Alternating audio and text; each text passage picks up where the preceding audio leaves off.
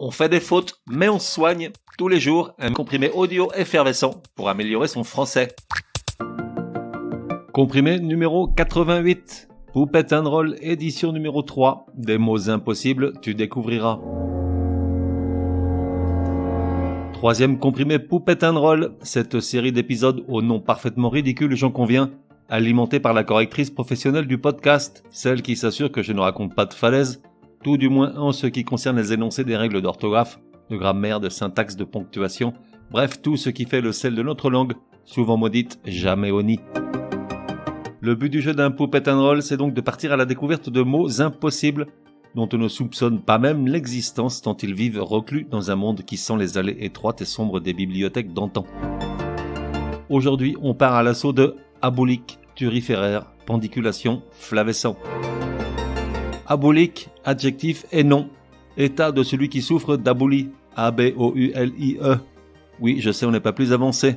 En fait, l'abolie est un trouble mental, caractérisé par la diminution pathologique de la volonté, une sorte d'apathie en plus grave ou profond. Exemple, dès qu'il y a du foot à la télé et des bières dans le frigo, Patrick rejoint le monde cotonneux des aboliques. Turiféraire, nom commun. Des 4 mots de ce comprimé, c'est probablement celui qui nous est le moins inconnu. Il n'est pas impossible qu'on ait déjà croisé sa route à plusieurs reprises, mais sans vraiment le prendre en stop.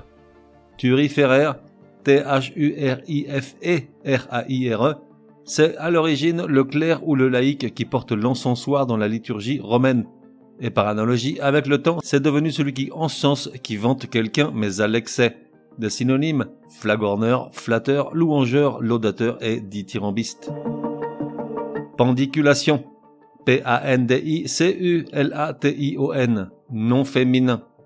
Alors non, n'y vois aucune grivoiserie, je te vois venir, ce n'est pas dans le Kama Sutra. En revanche, ça pourrait y figurer dans la section après les ébats, puisque la pendiculation est un geste qu'on fait tous quand on est fatigué ou repu, et qu'on irait bien piquer un roupillon salvateur. Un geste donc qui consiste à étendre les bras vers le haut et à allonger les jambes tout en bâillant comme un four. À noter que le verbe pendiculer n'existe que dans quelques dictionnaires. Enfin, flavescent, adjectif. F-L-A-V-E-S-C-E-N-T. Alors tu vas rire, mais cet adjectif se réfère à une couleur qui tire sur le jaune, le blond. En tant que tel, il peut s'employer pour qualifier tout un tas de trucs, des étoffes, des paysages, une lumière, ce que tu veux. Et donc pourquoi pas une couleur de cheveux?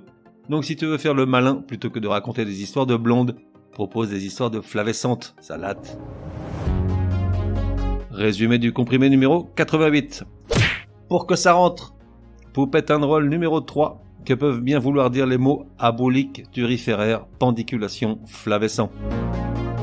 Abolique, adjectif et nom, état de celui qui souffre d'abolie, A-B-O-U-L-E, un trouble mental caractérisé par la diminution pathologique de la volonté, comme une profonde apathie.